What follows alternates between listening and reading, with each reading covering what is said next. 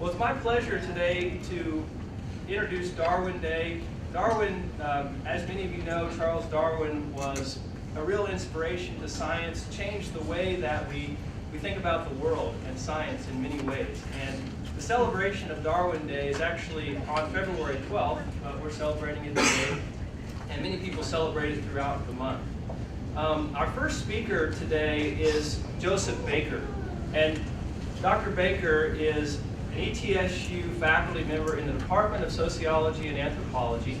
And as you can see in his topic, Darwin, the Bible, and Public Response to Evolution from the Scopes Trial to the 21st Century, this really is a fantastic place to talk about the idea of evolution and education because of our history here in Tennessee. And so he's going to tell us all about that. We have a lot of events today, a lot of different talks, so I hope you're able to stick around for that. My name is Dr. Blaise Schubert. I'll be around, happy to talk with you all. Don't forget that at 11:30 we are having a lunchtime discussion as well. Hopefully Dr. Baker will be able to stay around and talk with us at that time. But to answer your questions, any questions that you might have, as best that we can. So with that, Joseph, we'll go with it. All right. Thanks everybody for coming out on a Saturday to listen to a lecture. Great, I really do appreciate that. This is going to be about sort of public response to evolution. So what I want to do first is really quickly is kind of give you my angle, where I'm coming from on this. So I'm sort of somewhere between anthropology, political science, and history. I'm kind of using these things, but I'm coming at it from a sociologist point of view. My training is in sociology of religion and criminology, which sort of explains my obsession with court cases here, which you'll see. And also kind of how I approach religion. So what I'm not going to do is I'm not a physical scientist, right? So I'm not talking about fossils and those kinds of things. I'm talking about public response. And I'm talking about the relationship between the government and public education and those kinds of issues. So it's less about evolution per se and more about culture. So these are going to be the things that I'm interested in. I'm interested in the boundaries of social institutions with particular emphasis on science, religion, and education, and how these things come together. So especially education sort of plays out on a local level, as we'll talk about. So these things kind of clash in some ways, and we'll kind of see where those fault lines are. I'm interested in this idea of dramatic narratives. So I'm going to talk about the Scopes Trial, which is high drama, among other things. But I'm also interested in how people construct narrative identity, so things like biblical literalism as an identity. So this is kind of the approach that I'll take.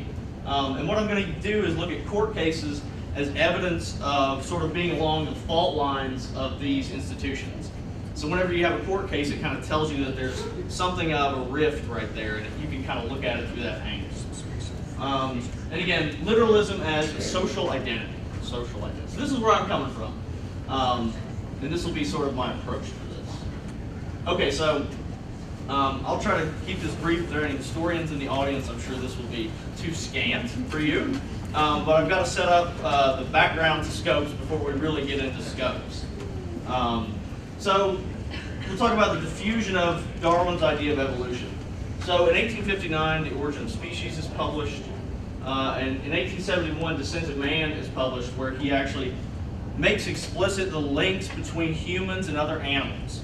And this actually turns out to be the most contentious part of Darwin's ideas, is linking us to other animals. And that's the thing that becomes the most contentious. And his ideas are not accepted right away. There are many theories of evolution at this time. His is one of many. And the idea of a designer, that is a theistic designer, remains very prevalent. Now in the American South, here, there's resistance, but there's also diffusion into higher ed. So we tend to think of the South as being this place where evolution is not accepted, but for a while, it was making its way into higher education, especially colleges and universities. And I've got some more stories about this in a minute. This is also a period when people in the academy develop a more robust philosophy of secularism. The best book on this is Without God, Without Creed by James Turner, which talks about how academics, a lot of them are moving away from religion. And this actually, if you think about it this way, the academy as an institution moves them away from the public. because the American public is very religious. The academy is becoming less religious. So this is some of the rift starting to show.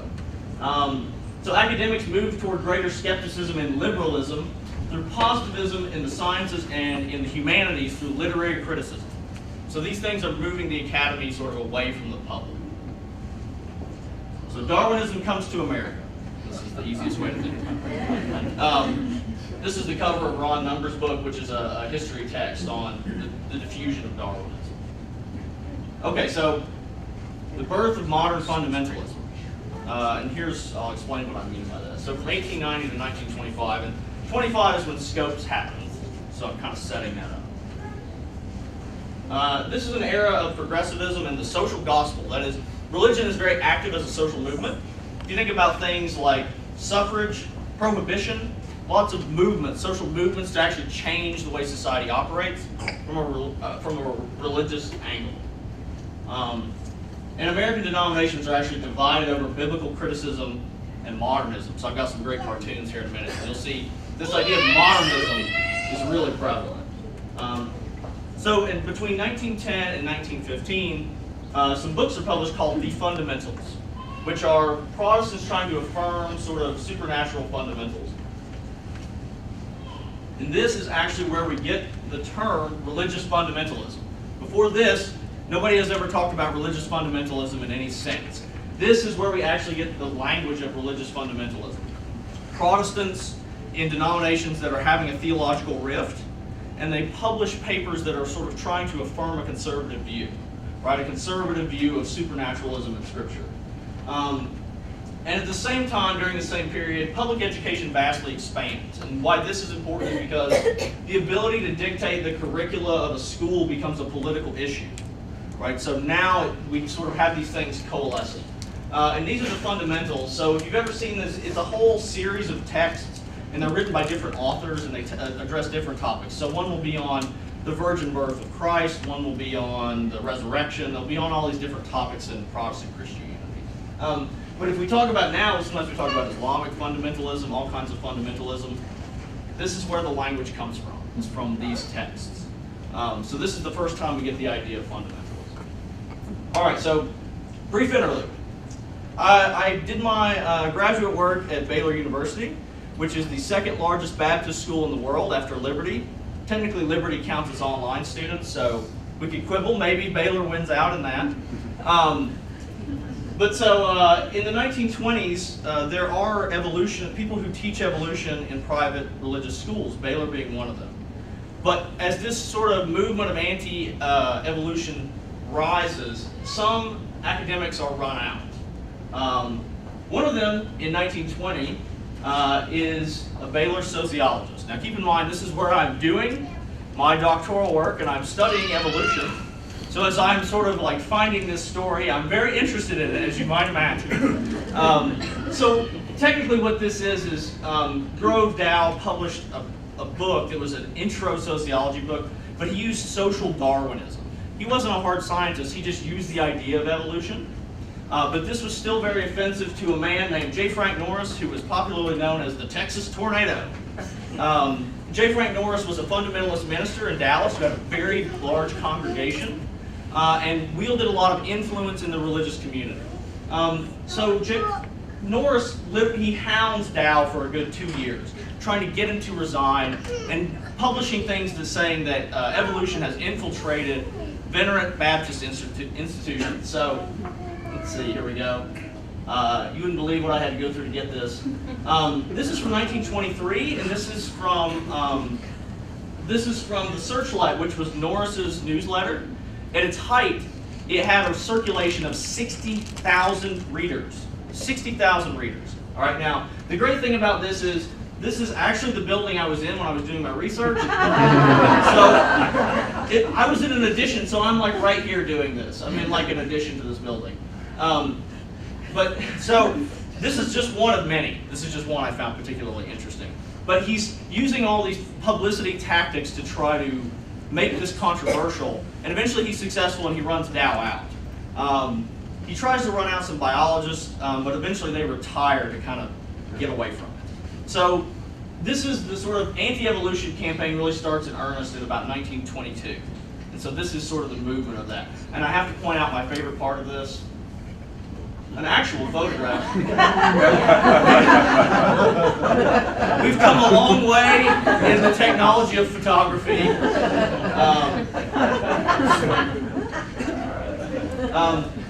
So the anti-evolution campaign really begins in 1922. And so what this is there are religious politicians who take on evolution as a cause. That is to say, they make anti-evolution their sort of crusade. And I should point this out. One of the most prominent member of this group is William Jennings Bryan, who I will tell you a lot about here in just a minute. But he is sort of the most prominent spokesman for anti-evolution. Now in 1925, Billy Sunday, who was probably the most popular evangelist of his day, preaches to revive an immense revival crowd in Tennessee. And among other things he says, education today is chained to the devil's throne. Now these are so what I've got here are some cartoons. These are political cartoons from this era. So let me try to point out what's going on here. So this is a bridge to glory, as you'll see, and what is pulled out from this, all the solid foundations, is the cross, the virgin birth, atonement by blood, the deity of Christ, salvation by faith. And what replaces them are these tiny spindles of Bible written by man, education, salvation by works, natural birth, no hell, and evolution. So what they're doing is they're tying evolution to lots of other political issues. And this is important, and this is still the way it is today, but it's wrapped in with a larger political argument. Here's one that says, this says evolution and this is higher criticism. So again, if you think about it, hard science, humanities, and the hard scientist sign says denial of the supernatural in the world, and the higher criticism one says denial of supernatural in the Word. And this gentleman is trying to read his Bible and he says, stand out of my light.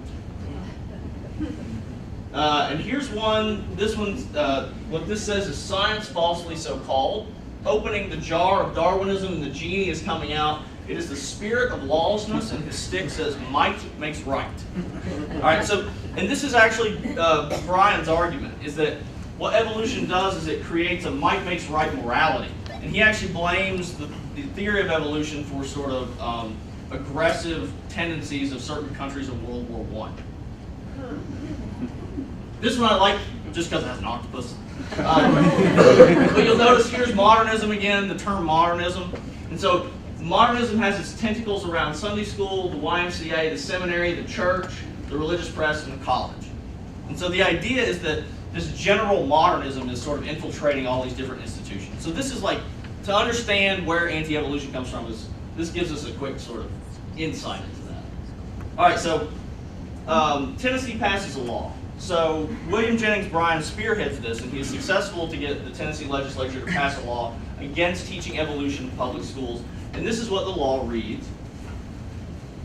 It shall be unlawful for any teacher in any of the universities, normals, or other public schools of the state, which are supported in whole or in part by the public school funds of the state, to teach any theory that denies the story of the divine creation of man as taught in the Bible, and to teach instead that man has descended from a lower order of animals. So again, you see this connecting humans to other animals.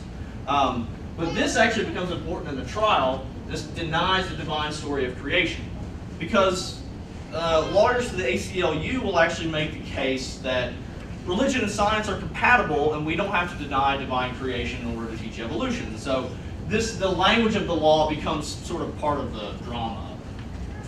The trial of the century. Here we go. All right, so 1925.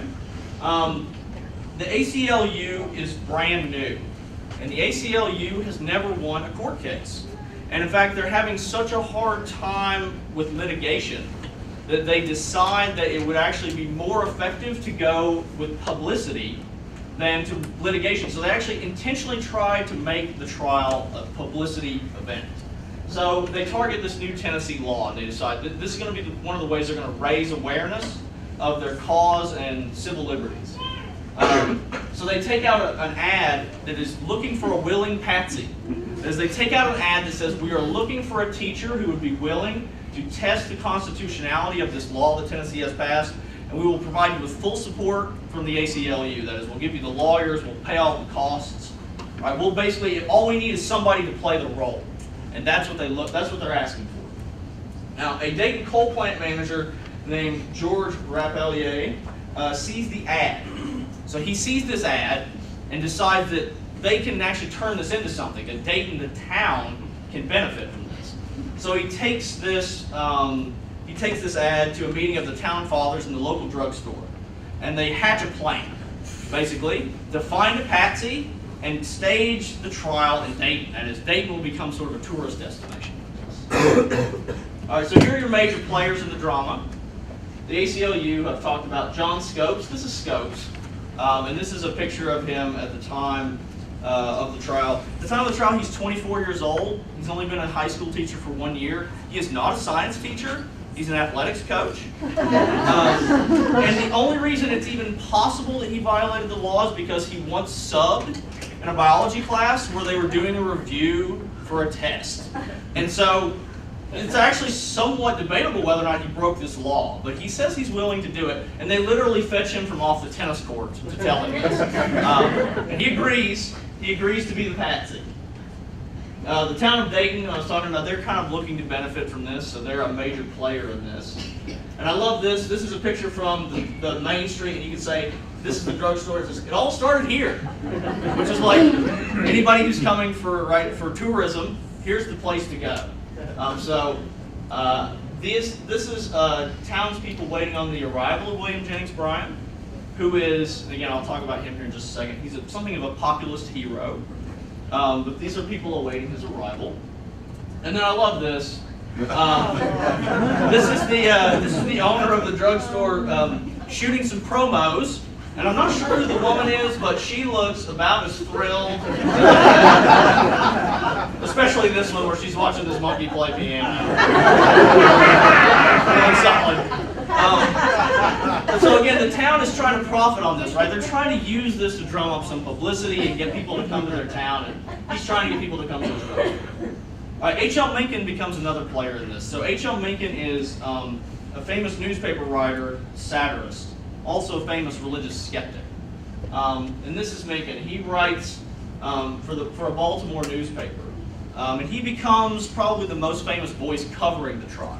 And he's actually involved in sort of getting some of the wheels turning to get it to happen as well. Now, the media is critical in this, right? So this trial occurs right at the advent of mass radio, right at the point where people can actually have access to mass radio. So here's a picture of the trial, and you can ignore the men. This is the thing that matters. The microphone. The trial is being beamed out live on radio. And this is one of the first things to ever be beamed out live on radio like this. And so it becomes something where everybody can sort of partake of it vicariously. It has wide impact because of the media. And then, of course, the public. So people flock to this to see it. And I've got some stuff on this later, but basically every newspaper in the country covers this because people want to know how it turns out. All right, so here are your sort of the people who are involved in the most intense part of this brawl. We have the Great Commoner versus Old Necessity. These are their nicknames. The Great Commoner is William Jennings Bryan, who is a populist and a 3-time nominee for the presidency of the United States. And I'm not talking like he ran 3 times. He won the Democratic nomination 3 times. Lost every time. But he was a very famous politician. He was Secretary of State under Woodrow Wilson. Resigned as the U.S. moved into World War I because he took an isolationist stance. Old Necessity, which comes from this phrase, necessity knows no law, is Clarence Darrow, who is the most famous criminal defense attorney in the U.S. at this time.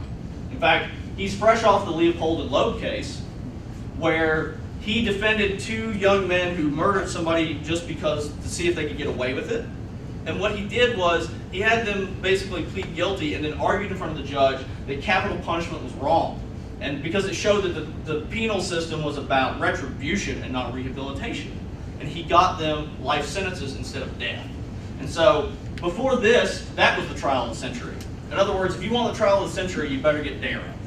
Now, who Darrow is he is wily. He is wily, shrewd, and probably he is an ardent religious skeptic. And his background sort of sets him up for that. His father was the same way. So here's quotes from the men going into the battle. WJB, the contest between evolution and Christianity is a duel to the death. Darrow, Scopes isn't on trial, civilization is on trial. Now, the angle they take on this is that William Jennings Bryan is a populist. So he says, if the people of Tennessee don't want evolution taught, that's their right to say that. Darrow says it's an infringement on academic freedom, and people should be able to say whatever they want. So these are kind of the strategies. They're sort of setting themselves up here. Here is William Jennings Bryan's campaign poster from 1900, his second run for president. There's a lot of things going on here. But especially, again, I don't know why there's so many octopi in my presentation. This is supposed to be like the tyranny of the railroads, like the monopoly of railroads. And you see up here, no crown of thorns, no cross of gold. His most famous speech was about labor, and he said, "You will not force this crown of thorns on labor, and you will not crucify man on a cross of gold," because he was against the gold standard. So this is actually one of the most famous speeches in political history, so he uses it throughout his career. And at some point, he actually goes around and continues giving this talk over and over to make money. Here's the two men at the trial. So they're both getting up there in age. All right, so that's Bryan on the right, Darrow on the left. All right, drama. Okay, so the trial is a circus atmosphere, and it's meant to be. It's meant to be a publicity stunt, so it has a circus feel. And Scopes' guilt is not really in doubt, but it probably should have been, because it's not clear if he actually broke the law. But even the defense wants him found guilty because they want to appeal it to they want to get to the Supreme Court and challenge this law constitutionally. So they want him to be found guilty. So nobody's even really going to try to find him innocent. So what are we doing? Theater. We're doing theater. So this is the trial itself, which is packed out. You can see this is the courthouse in Dayton. This is Darrow addressing the jury. And it's packed. Every day is just packed with spectators. And so many people come to see it that they have to build benches outside. And they put speakers up so that people can hear the trial going on live and sit on the courthouse lawn. This actually becomes the scene of sort of the grand climax later, but no one knows that yet. So now they're just sitting outside. There's a read your Bible sign, which later Darrow will make them take down. Because, anyway, we'll talk about Darrow and his strategy. So Darrow objects to everything religious throughout the whole trial. They open the day with prayer, he objects. Right? Church-state separation. So everything that's religious, he tries to sort of take shots at. Now the ACLU, with its other lawyers, is just trying to argue that religion and science are compatible. Darrow has a religious axe to grind.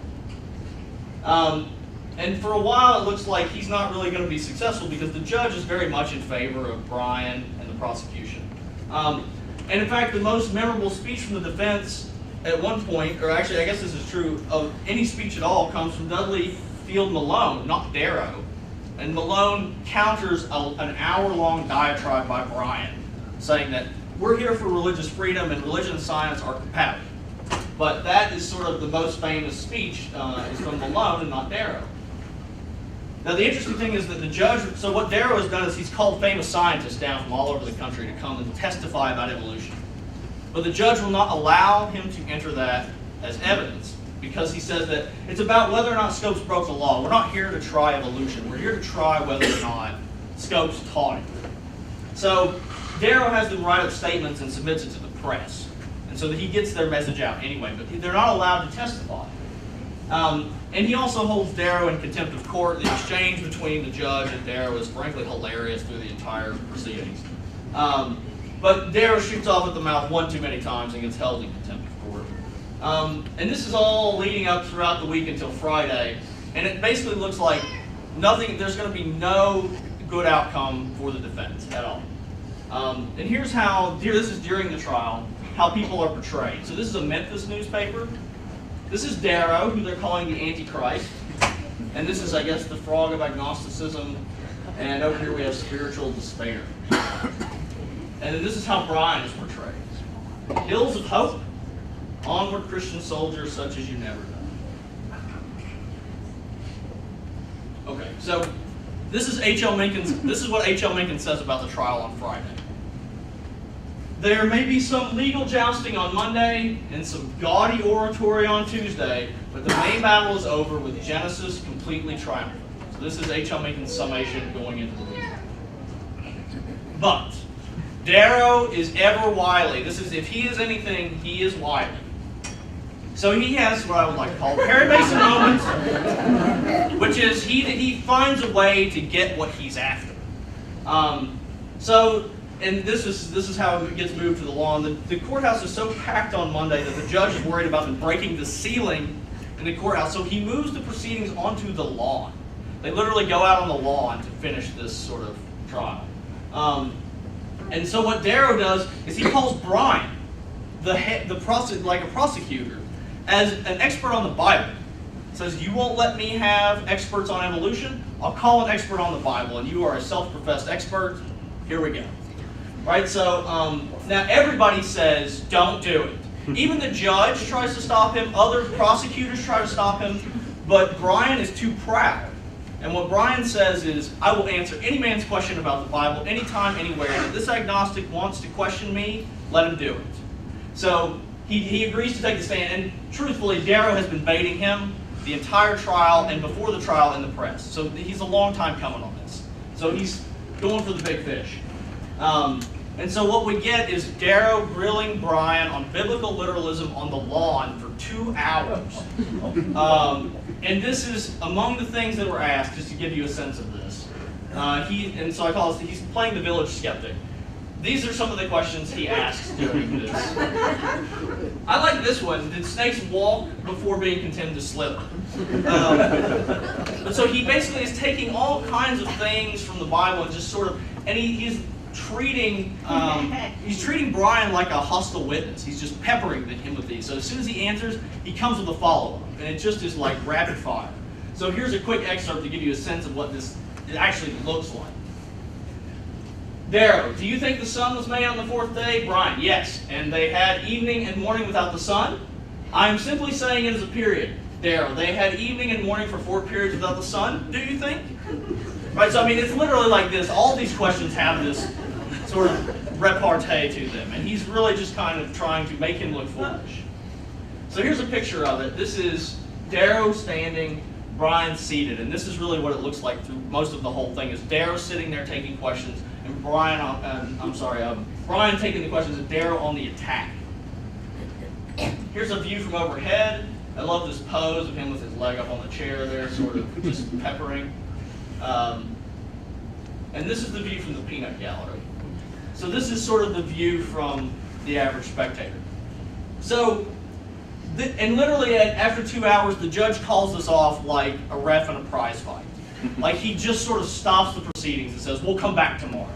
Like we've had enough. And Brian, he tried to do this multiple times, and Brian would not let him. Brian just said, I'm going to stay here and answer any question he's got. So the judge kind of calls it off. Now, so that's the thing that is the most known from Scope's trial. That becomes the most famous scene.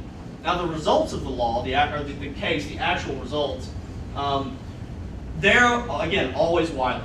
He found out that Brian had prepared a speech, like an hour-long speech as his closing argument, in which he was going to sort of make his case for his position on religion. So Darrow abdicates giving closing arguments so that Brian cannot either. So he says, I'm not going to make a closing argument. I only ask that the jury find my client guilty. That's it. Right? And this is, so that's his move. But he takes away the platform. So he takes away Brian's platform. So Scopes is fined $100. And this is set by the judge, which becomes important. The judge makes, and this is the minimum he could be fined. Both sides claim victory because the prosecution claims legal victory. The defense claims basically that they have shown how foolish some of these ideas are. And ultimately, the Tennessee Supreme Court makes a tricky move. They uphold the ruling and throw out the case. So they uphold the law and say that the law is still intact, but we're going to throw out the case because it was the jury who was supposed to set the fine, not the judge. And so technicality, case gone. Basically, Tennessee is tired of being embarrassed, and the Supreme Court says, we're not going to let you get this to the United States Supreme Court, so we're going to do away with it. So they get rid of it, and this is the important part, zero legal impact. There is no effect to any of these laws. The law stands. Later lawyers will still use this argument, so it had some legal impact in that sense, but no actual legal ramifications for this trial. All theater. But we still know about it, right? So this is H.L. Mencken's account of the trial, his summation. The Scopes trial, from the start, has been carried on in a manner exactly fitted to the anti-evolution law and the simian imbecility under it. There hasn't been the slightest pretense of decorum. Let no one mistake it for comedy, farcical though it may be in all its details. It serves notice on the country that Neanderthal man, that should be is organizing in these forlorn backwaters of the land, led by a fanatic, rid of sense and devoid of conscience. So, enjoy, this is how the South is being portrayed, right? So, and this is how it's portrayed in northern newspapers. So this is from the Chicago Trib. You can see this is Tennessee, and there ain't no such things. Shooting at evolution here. And then this is Brian, this is from the New York World, lambasting over men doing science. All right, so this is how it's portrayed in the North. Now here's a perspective I really care about. Howard Odom is a sociologist, so I'm willing to listen, right? I have institutional obligation to listen. But he's a famous sociologist from the University of North Carolina, and this is how he sums up the trial. And he actually hits the nail on the head, right? He figures out what's going to go on with this. What I found to date was more pathos than joke, more futility than fighting, more tragedy than comedy, more inexperience and ignorance, including visiting seekers after truth, more sensation than lack of intelligence. And, this is the part that matters most, he actually did a quantitative study and found that the trial was covered by 2,300 daily newspapers, 13,000 weekly newspapers, 3,600 monthly newspapers, and 892 other publications. And his quote on this is that, I found no periodical of any sort, including agricultural magazines, that did not cover the trial. It was covered by everything. So media is the thing that matters. So it's not legal, it's media. All right, so who gets the last word? So Brian is forced to stump his speech. By the way, Brian actually invented stumping for president. Like, he's the first one who really went across the country and gave speeches and speeches and speeches in 1896. So he is a famous orator, and he says, I'll take this on the road. And he goes to places around Tennessee and stumps his speech. But 5 days after it, he dies while in his sleep. So 5 days after, on this day, he had literally gone to Chattanooga, delivered his speech, went back to Dayton, and died in the afternoon while taking a nap. So Brian, in some sense, becomes a martyr of this. And it's seen as though this is sort of his last stand. And this is them loading his casket. This is in Dayton. They're loading his casket to take it to sit in state in the Capitol because of his political history. He's buried in Arlington National Cemetery. So, in some sense, right after the trial, the last word is had by Brian. He's seen as a populist hero who died for the cause. So here's what happens out of this. Evolution is downplayed in text. It's actually removed from textbooks, usually because textbook sellers want to make money. And if it's controversial, they don't want to put it in there. So they see that this is going to be a big issue, and it's removed from high school texts. And there's a smattering of state and local statutes. So Tennessee's law stands. Arkansas passes a law in 1928. Let's see, what's the one I'm forgetting? Oklahoma and Florida have some. Oh, Mississippi has a law. So there are 3 states that really outlaw teaching evolution, and those stand, and it gets removed from textbooks. And Protestant fundamentalism sort of retreats from the public stage here. That is, there aren't big social gospel causes that are taken up for a while because, Amy's in here, she says, when the economy is bad, moral politics issues get put on the back burner because people care about whether or not they can eat. Right? So, but what happens is Protestants begin building a subcultural infrastructure. Case in point, Bryan College is founded in the town of Dayton, William Jennings Bryan's honor. So it's like they sort of build their own educational infrastructure. So there's relative calm. There's no more court cases or anything about this. And then in the late 40s, there's a big change that happens, which is that Supreme Court trials actually apply the Establishment Clause of the First Amendment. That is that the government shall make no establishment of religion. They apply it to the state level. Instead, it was only at federal level until this. But this actually sort of grafts the First Amendment to the 14th Amendment and says that establishment is an issue at the state level and not just the federal level. So what this does is it opens the door for somebody to challenge evolution again, right? Or to challenge the banning of evolution. In between, in the 50s, we get Inherit the Wind. Anybody else seen this one? I actually only just watched this recently, right? So I hadn't seen this until recently. But Inherit the Wind is about the Scopes trial, and it begins as a Broadway play in the 50s. It's supposed to be a commentary on McCarthyism, right? So it's supposed to be sort of about the McCarthy era more than it is about Scopes. But this is how people now know Scopes. If you probably know about Scopes, it's probably through this lens. In 1960, there's a TV movie version.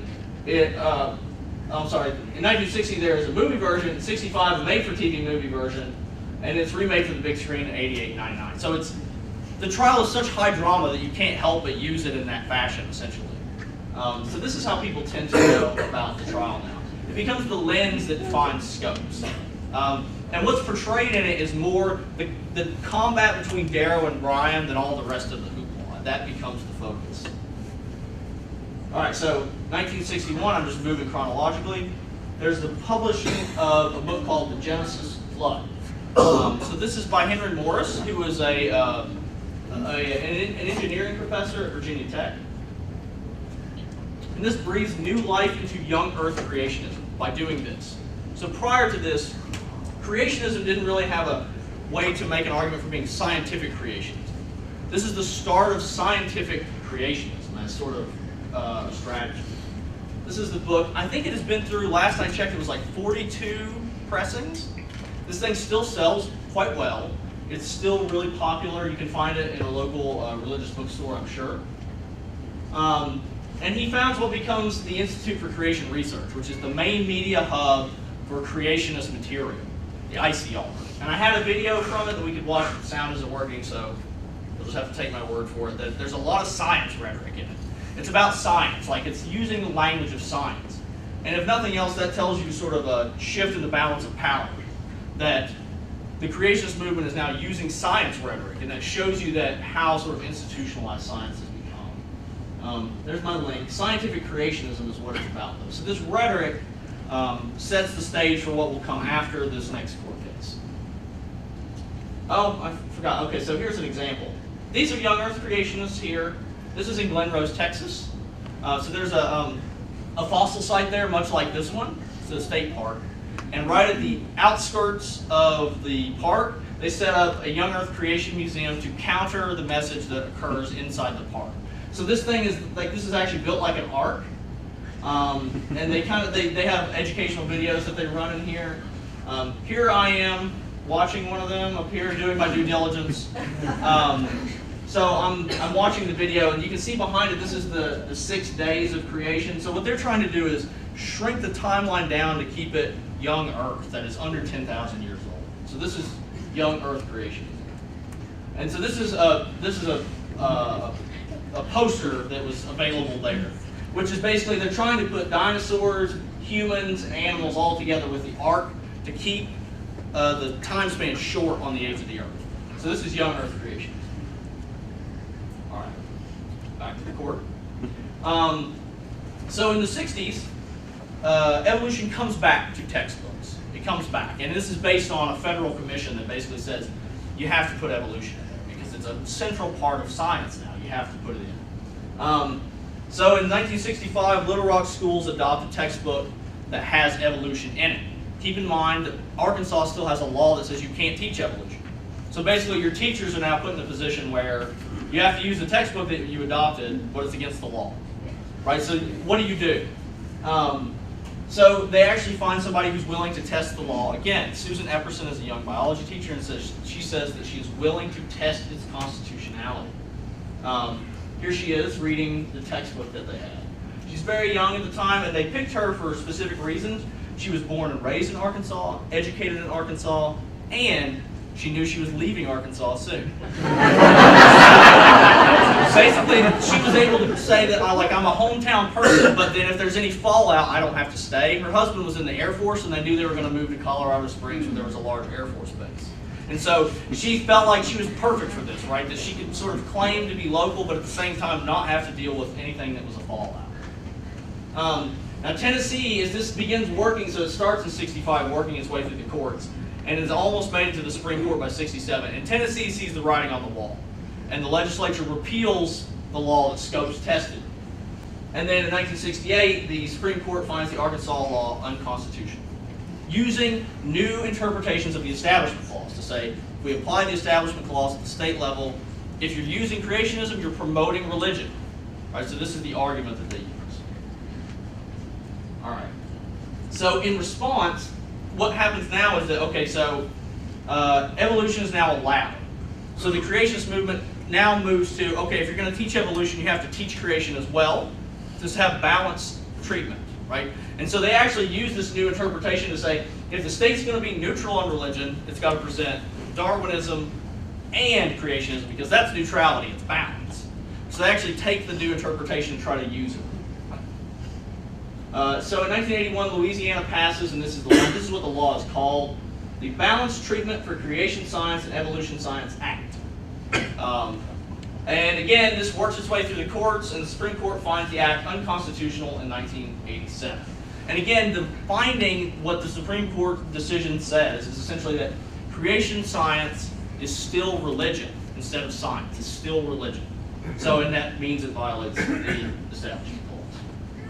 All right, now we move to the phase that we're in now, the phase of kind of how this operates. We're now in the intelligent design phase.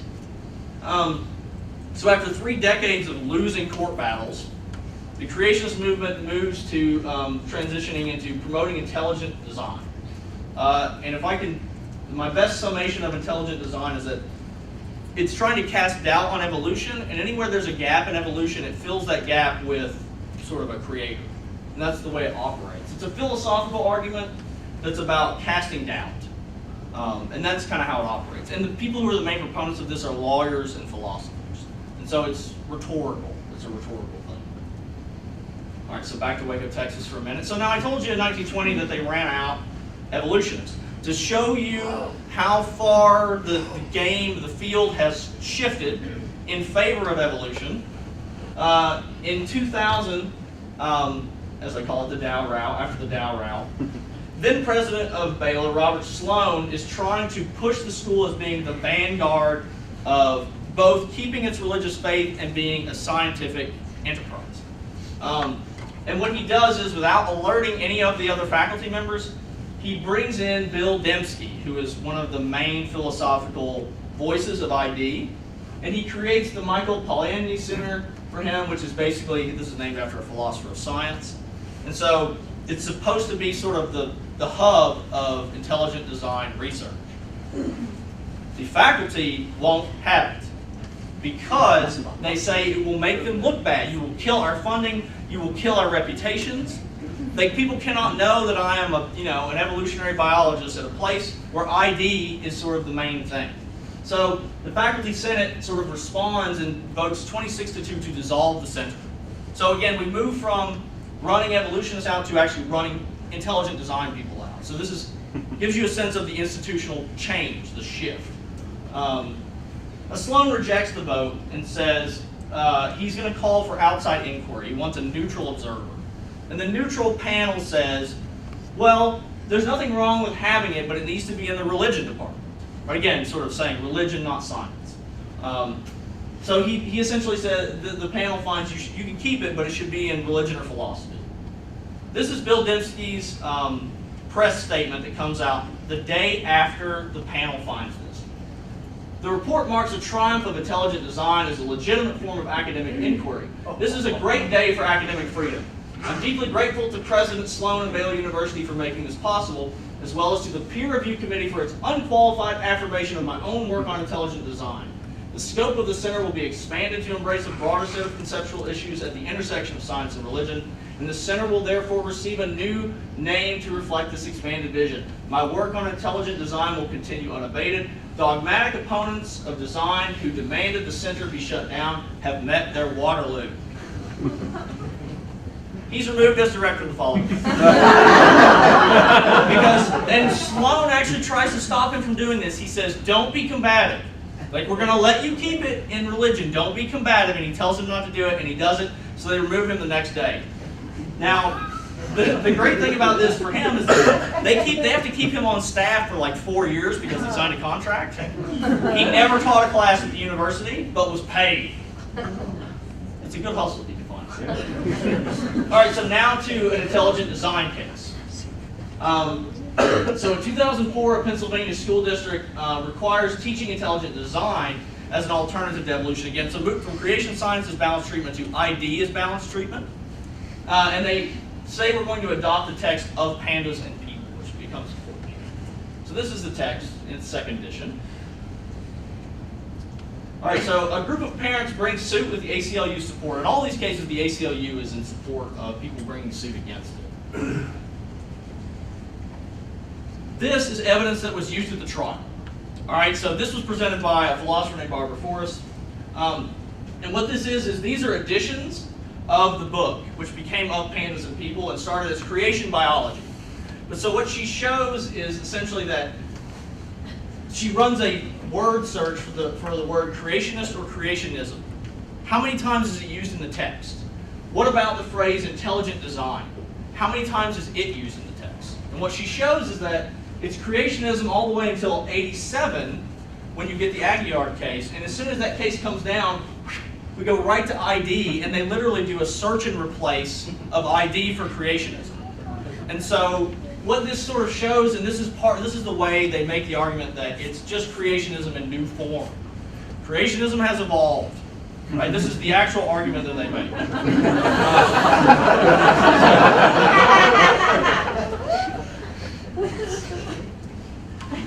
So, and a conservative, the judge who's deciding this case is a conservative appointed by George W. Bush. And he finds that, again, creationism, or that ID is religion. He says that the board had religious interests in mind when they made it. They used a religious text. It's still religion. So again, he uses these interpretations of the establishment clause and says ID violates it as well. All right, so now so I've given you this historical narrative. Institutional shifts in favor of evolution are apparent in science, law, and education, but what about the public? All right, so institutional shifts in favor of evolution, but what about public acceptance of evolution? So this is something that gives you a sense of the range of positions on evolution and creationism. I actually thought there was nobody left with geocentrism, but I got a mailing the other day about geocentrism, so it's still around, but just barely. Young Earth creationism, gap creationism. Interestingly enough, day-age creationism is what Brian espoused at the Scopes trial. People think of him as a hardline fundamentalist, but he said the days in Genesis could be long eras. I have no idea. Progressive creationism kind of says that God creates animals in spurts at different times, and so he created the dinosaurs at one time and then other animals later. And we move down here all the way to strict sort of materials evolution. This would be like Dawkins, Richard Dawkins. Agnostic evolution. These say essentially evolution is true, but God is guiding it. And it just depends on where you put the emphasis. This one says it's more about evolution, and this one says it's more about God. So there's a wide range. People usually take moderate positions on this. All right, now, this is a global survey. So this was just a yes or no. Is evolution, are humans descended from other animals? Yes or no? Here we are. These are Western countries. So we're basically second to last. We're just above Turkey, and Turkey kind of is that east-west border, and they were added in here. This is an article from the journal Science, but basically shows that acceptance of evolution is not very prevalent, right? Among the public, it is not prevalent, in spite of institutional shifts in its favor. So here's some trends from the last 20 years. We only have good data from the last 20 years or so. This is some Gallup polling. So the top line is God created humans in their present form, so kind of a creationist position. And you see really no big change. It's right about 45%. So this is from 82 to 2012. And they're asking the same question. Basically, do you think that God created humans in the present form? Or the next one, evolution guided by God. There's a slight drop off in that, but it's pretty stable too. Evolution not guided by God, slight uptick. This is reflecting that now there are more seculars in the U.S., which I could talk about if you want me to geek out on you stat-wise. And then this is don't know. So there are a few, but really it's spaces. There's no real change. It's about the same. And if you force people, and so this is, again, honestly, I'm a bit of a data wonk, as they would say. If you ask the question in such a way that you force people to pick one, more people pick creationism. That is, they'll pick creationism instead of evolution. So here's some patterns of it. So I'll try to make sure I'm clear about this. These questions are about, one question says, humans are descended from other animals over millions of years. So it kind of asks people to take the strongest stance on evolution. Do you agree or disagree? The other one says, do you support teaching creationism in public schools? It's a policy question. All right, so the strongest predictors of this is view of the Bible. View of the Bible is the thing that matters most. In sociology of religion, we call this literalism. You ask people, which one of these best fits your view of the Bible? This one says, it should be taken literally word for word on all subjects. This one says, the Bible is divinely inspired, but we must interpret its meaning, which essentially says we affirm its sacred status, but we interpret it to the age in which you live. This one says, the Bible contains some truth, but also contains human error. It's kind of a midpoint. And this one sort of disavows its sacred status and says, it's an ancient book of history and legends. So, of course, this is the one this is acceptance of evolution, right? So it's all about view of the Bible. So the way to read this, 11% of literalists accept evolution. 84% of history and legends people accept evolution. So this is the main thing on which this sort of turns. Now, support for teaching creationism in public schools, right, goes the opposite direction. So this is the most central variable, as we would say, is about what's your view of the Bible. Other things that matter, political self-identification, and this is unique to the U.S. In other countries, evolution is not as politicized an issue as it is in the U.S. Here it's a politicized issue. So if you ask people, do you think of yourself as conservative or liberal? Here's what we get on this. So this runs from, I think of myself as very conservative, moderate in the middle, or very liberal. So this is acceptance of evolution. Liberals are about 7 out of 10, and the very conservatives are at 8%. So again, political identity sort of playing, and this one goes the opposite direction. So if you think of these ranked in order of their importance for predicting this, view of the Bible, political identity. Attendance at religious service also matters. Evangelical Protestant affiliation. I'm going to use Pew data for a minute. This is what is your religious affiliation versus the percent in each group that accept evolution. So 80% of Buddhists, 80% of Hindus, about 80% of Jewish respondents, 70% of people who say I have no religion. And the real resistance remains evangelical Protestantism, Mormonism, and Jehovah's Witnesses. So this is just kind of a sense. The reason I use Pew data here is because they have more of these questions. All right, now finally, this is what my real interest in this was. Does education matter? So like if you are a college grad, does that matter? If you only have a high school degree, does that matter? And if you just look at it on the face of it, so here's less than high school diploma, some college or vocational degree, or a college grad. College is the thing that makes people more likely to accept it. The other levels of education don't matter, and a lot of this is because, as we were discussing before, in a lot of high schools, because high school is a local level thing, teachers don't teach it. I mean, if I'm an instructor in Johnson County, I'm probably not going to do it, because do I want to go to PTA after that? No, I don't. So, I mean, I'm probably just going to skip it. I mean, and which is what happened in my high school, and when I talk about this, students say the same thing. It's totally understandable. And creationism, interestingly, has more support at mid-levels of education. And a lot of this is that people with less than high school will actually say on these questions, they're more likely to say, I don't know. I don't know. But, so I wanted to try to unpack what's going on with education. So here's what I did. When we hear about, and we're doing this today, response to low acceptance of evolution, the response is to say, we need more education, better education. But I was actually making the argument that what your view of religion is may dictate how education has an impact, if it has an impact at all. So, because education plays out on a local level, and creationism is subcultural, I may be able to get a college degree moving through the evangelical sort of college system and never even encounter evolution. In fact, I may encounter support for creationism. So education in the U.S. is so heterogeneous, it's so diverse, that I might choose a path that never really exposes me to it. So type of schooling and information seeking and internalization are key. Do kids seek this out? Do they choose schools that will, at college level, do they go to schools where it will be taught?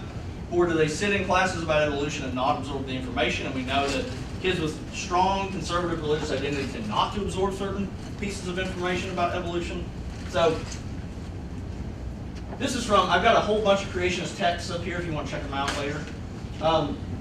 This is a good summation of my view on this, which is that if you're looking through a particular lens, you'll be taking in different information about the world, right? So the lens of literalism is different from the lens that is non-literalistic. And again, I'm using the creationist text to make my point, essentially. So this is also in there. This is in the same text. This is from Henry Morris's son, who's now the head of ICR. And so again, it's being tied into all these other political issues. The argument is that evolution is related to all these other political issues that religious conservatives care about. And so it's part of a larger constellation of belief. This is in the new one. This one's not in mine. I wish it was. I got to get a new edition. But anyway, the argument is that it goes along with all these sort of forms of sexual immorality. And I have to throw this in there because it's a dragon. But this is in the one. This is in my text up here if you want to check it out. All right. So here's what I did. Now back to my data wonking. What I did is I controlled for all these other variables that matter in terms of predicting evolution. And I looked to see if education had a different effect for literalists versus interpretationists versus people who sort of disavow. Right? So I'm going to let education have a different effect for each of these things and look at the patterns we get. So this is acceptance of evolution. So we start with history and legends crowd. Positive. Right? So if you're a history and legends person, the more you go to school, the more you accept evolution. If you're a human error group, college degree is the thing that matters. College degree. If you're an interpretationist, which most people fall into interpretation, they're about a quarter of the U.S. population is literalist by this measure, about a quarter. So interpretationists, there's still a positive influence, but it's still fairly low overall, right? So if I'm a college-educated interpretationist, I'm about 1 in 3 to accept evolution. And here's the kicker: if you're a literalist, negative. So not only am I not accepting evolution, I'm probably picking up evidence or sort of learning things against it, right? So the more I go to school, I'm sort of learning evidence against it, so it's negative. We can only figure this out by sort of sussing these very finely. Same thing, support for teaching creationism. All right, so history and legends crew, college grad makes you less likely, but that's the only thing. Human error, some slight negative, and then it sort of flattens out. The high school grad, so this one is very, very high at the beginning. The interpretation group is actually positive, so as interpretationists go to school more, they support creationism more. And literalists, strong positive, right? So again, the effect of education is in some sense contingent on your religious identity. This is my argument, is that religious identity sort of makes a difference for how education makes a difference, if it makes a difference. Okay, so now I'm going to counter all of this culture wars talk and say that most people actually think religion and science are compatible. That is, about 15% of the U.S. says religion and science are incompatible. Most people find a way to mix them, and they're okay with having them coexist side by side. Of this 15%, half are literalists and half are atheists and agnostics. So like 8% of Americans who are non-believers say they're incompatible, science wins. And another 8% say they're incompatible, the Bible wins. But those are the groups where you sort of have this conflict between religion and science. But they shout the loudest. So it's Bill O'Reilly arguing against the guy from the Atheist Union.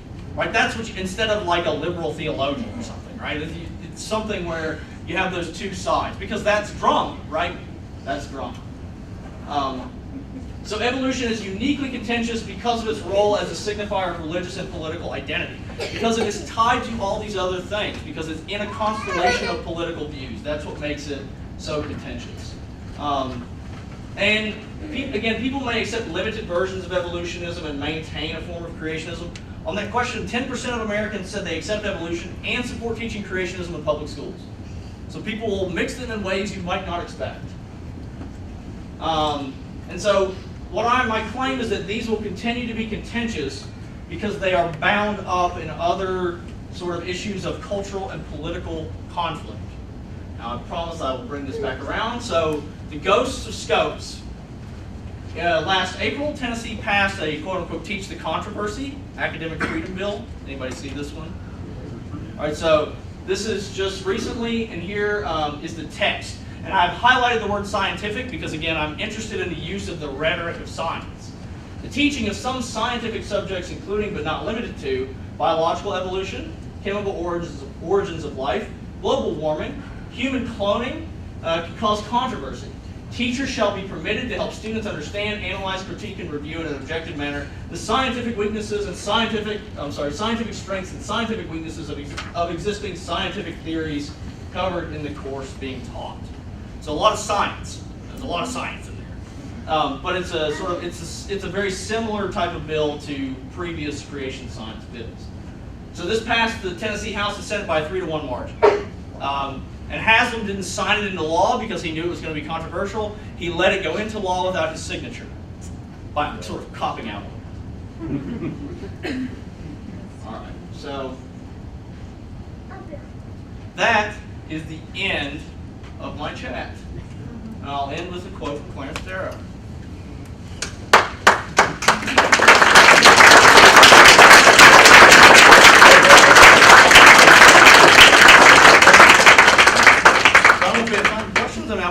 I'd love to take questions if anybody wants to ask. Or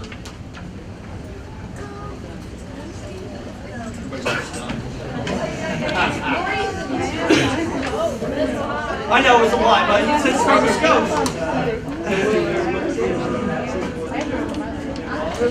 That's a good question. The way it's worded, I guess it's going to be interesting to see. If it's so vague, then it might be hard to challenge. It'll be interesting to see. Questions? Anybody? Yeah.